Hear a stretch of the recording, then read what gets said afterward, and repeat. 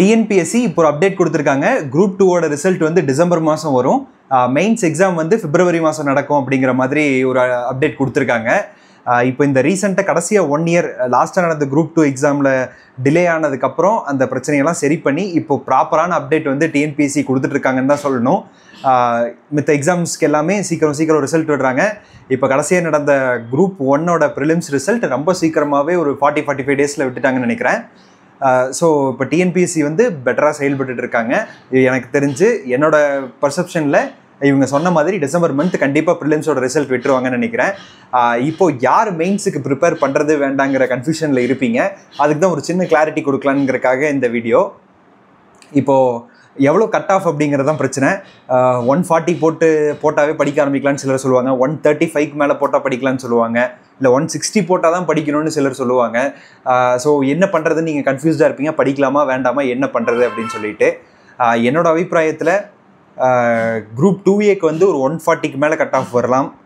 அதே மாதிரி குரூப் 2க்கு ஒரு 150க்கு மேலே கட் ஆஃப் வரலாம். இதுக்குள்ளே தான் இருக்கும். இது +or-5 இல்லை 10 மார்க் கூட வித்தியாசம் வர்றதுக்கான சான்சஸ் இருக்குது. ஸோ என்னோடய அபிப்பிராயம் என்னென்னா, இந்த டிஎன்பிஎஸ்சி படிக்க வந்தப்பவே ஏதோ ஒரு எக்ஸாமில் ஏதோ ஒரு வேலைக்கு போயிடணும் அப்படிங்கிற நோக்கத்தை தான் நீங்கள் படிக்க ஸ்டார்ட் பண்ணியிருப்பீங்க. இப்போ இந்த குரூப் 2ல் இந்த ப்ரிலிம்ஸ் கிளியர் ஆகலை அப்படின்னா நீங்கள் காம்படிட்டிவ் எக்ஸாமே நீ படிக்க போகிறதில்ல அப்படின்னா உங்களுக்கு இது தேவைப்படாது. இல்லை நான் ஒரு வேலை வாங்குற வரைக்கும் இது படிக்க தான் போகிறேன் அப்படின்னு நினச்சிங்கன்னா நீங்கள் வந்து கட் ஆஃப் எவ்வளோ வரும், நம்ம கிளியர் பண்ணுவோமா மாட்டோமா அப்படிங்கிற கான்செப்டுக்கே போகாதீங்க. சப்ஜெக்டோட டச்லேயே இருங்க. எக்ஸாமுக்கு வந்தால் மட்டும் படிப்புன்னு சொல்லாதீங்க. இந்த குரூப் 2 கண்டிப்பாக அடுத்த வருஷமும் வரும். 2025 எண்டில் வரலாம். அப்படி எண்டில் வரலினாலும் 2026 கண்டிப்பாக வரும். குரூப் 1 இப்போ கடைசியாக 3 வருஷம் கரெக்டாக நடத்திட்டு தான் இருக்காங்க. குரூப் 4ம் ப்ராப்பராக வந்துட்டு தான் இருக்குது. ஸோ இது எல்லாத்துக்குமே இப்போ குரூப் 1, குரூப் 2, குரூப் 4 இந்த 3 எக்ஸாமுக்குமே ஜென்ரல் ஸ்டடீஸுங்கிறது ஒரே சிலபஸ் தான். அது எந்த சேஞ்சஸுமே கிடையாது. நீங்கள் அந்த ஜென்ரல் ஸ்டடீஸை டச்லேயே வச்சுட்டு இருந்தீங்க அப்படின்னா உங்களுக்கு ரொம்ப ஈஸியாக இருக்கும். இப்போ வந்து ஒரு லாங்குவேஜை வந்து இப்போ குரூப் 2லேயும் சரி குரூப் 4லேயும் சரி லாங்குவேஜ் எல்லோரும் ஈஸியாக ஸ்கோர் பண்ணிடுறாங்க. ஸோ அதில் இன்றைக்கி காம்படிஷன் வந்து 90-95 கொஸ்டின் போட வேண்டியது இருக்குது.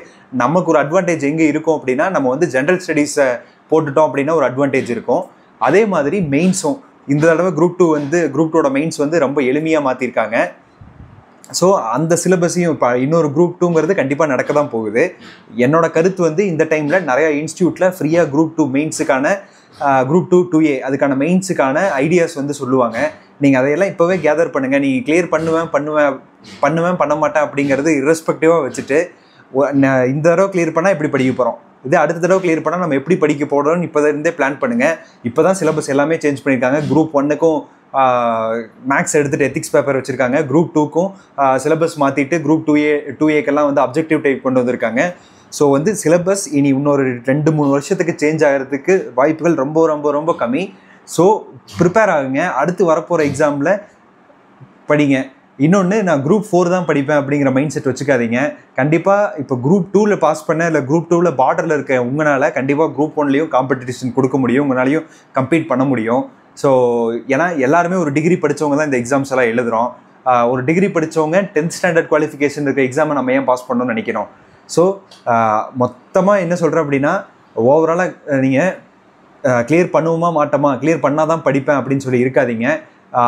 ஆசிலேஷனில் இருக்கீங்க. இந்த நடுவில் இருக்கிறவங்களுக்கு என்ன ஐடியா நான் சொல்லுவேன்னா, அந்த குரூப் 2A சிலபஸ் எப்படி இருக்குது, நம்ம அதை எப்படி ப்ரிப்பேர் பண்ணலாம், கிளியர் ஆச்சுன்னா இது எப்படி படிக்க போகிறோம், அதோட ஒரு ஐடியா கொண்டு வந்துருங்க.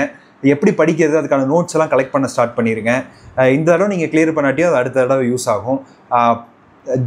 நீங்கள் இப்போ பார்டரில் இருக்கீங்க, ஒரு 139 ஒரு 140 போட்டிருக்கீங்க, கிளியர் ஆகுமா ஆகாதான்னு தெரியாமல் இருக்கீங்க, நான் ரிசல்ட் வந்தால் தான் படிப்பேன்னா உங்களுக்கு டைம் ரொம்ப கம்மியாக இருக்கும். இப்போ ஒரு 50 நாள் 60 நாள் டைம் கொடுக்குறாங்கன்னு வச்சுக்கோங்க எடுத்துக்காட்டுக்கு. அந்த 60 நாள் நம்மளால் சிலபஸ் கவர் பண்ண முடியுமா? கண்டிப்பாக கவர் பண்ண முடியாது. நம்ம இன்னையிலிருந்தே அந்த இதுக்கு நோட்ஸ் ரெடி பண்ணி வச்சுட்டோம் அப்படின்னா ரிசல்ட் நம்ம கிளியர் பண்ணிட்டோம்னா ரொம்ப ஈஸியாக படிச்சிடலாம். ஸோ இல்லை 150 160 போட கான்ஃபிடென்ட்டாக இருக்கேன் அப்படின்னா எல்லாருமே ஒரு கான்ஃபிடென்ட்டோட நோட்ஸை கலெக்ட் பண்ணுங்கள், படிக்க ஸ்டார்ட் பண்ணுங்கள். தீவிரமாக படிக்கிறத நம்ம ரிசல்ட் வந்ததுக்கப்புறம் வச்சுப்போம். பட் ஆனால் அந்த டச்லேயே இருந்தால் தான் நம்ம அந்த காம்படிஷனில் இருக்க முடியும். ஏன்னா இப்போ ஒரு 150 மார்க் போட்டுட்டு இப்போ இருந்தே நல்லா தீவிரமாக ப்ரிப்பேர் பண்ணிட்டு இருக்கவங்க கூட போயிட்டு நம்ம ரிசல்ட் வந்ததுக்கப்புறம் படித்து கம்ப்ளீட் பண்ணி வேலை வாங்குறதுங்கிறது ரொம்ப கஷ்டமாக இருக்கும். முடியாத காரியங்கிறது கிடையாது, பட் அது ரொம்ப கஷ்டம். ஸோ குரூப் 2 எழுதி பாஸ் பண்ணிடுவோன்னு நினைக்கிறவங்களும் படிக்க ஆரம்பிங்க. இல்லை நான் இன்னும் 2 வருஷத்துக்கு வந்து இந்த காம்படிட்டிவ் எக்ஸாம் படிச்சுட்டு தான் இருப்பேன் அப்படின்னா படிக்க ஸ்டார்ட் பண்ணிடுங்க. இந்த குரூப் 2க்கு யூஸ் ஆகலை அப்படின்னாலும் அடுத்த தடவை குரூப் 2க்கு கண்டிப்பாக அது யூஸ் ஆகும். டிஎன்பிசியில் சிலபஸ் மாறிடும், நம்ம படித்ததெல்லாம் வேஸ்ட்டாக போயிடுங்கிற மைண்ட் செட்டே கிடையாது. கண்டிப்பாக யூஸ்ஃபுல்லாக இருக்கும். நீங்கள் படிக்கிறது இது மட்டும் இல்லாமல் நீங்கள் டெக்னிக்கலாக பிஇ படிச்சிருப்பீங்க, உங்களுக்கு ஏதோ டெக்னிக்கல் எக்ஸாம்ஸ் வரும், இல்லை வேறு டிகிரி பொறுத்து வேறு தனியாக எக்ஸாம்ஸும் நடக்குது. இப்போ ஒரு ப்ராப்பராக ஸ்ட்ரீம்லைன் கொண்டு வந்து இவ்வளோ தான் எக்ஸாம் நடக்க போகுதுன்னு சொல்கிறாங்க. ஸோ நீங்கள் இப்போ படிக்கிறது இதுக்கு மட்டும் பயன்படாது, மொத்தமாக உங்களுக்கு ஒரு வேலை கிடைக்கிறதுக்கு யூஸ் ஆகும். நீங்கள் ஒரு ப்ரிலிம்ஸ், என்னோட அனுபவத்தில் சொல்கிறேன், ஒரு ப்ரிலிம்ஸ் கிளியர் பண்ணி ஒரு மெயின்ஸ் கிளியர் பண்ணி வேலைக்கு போனவங்களோட பாசிபிலிட்டி ரொம்ப ரொம்ப ரொம்ப கம்மி.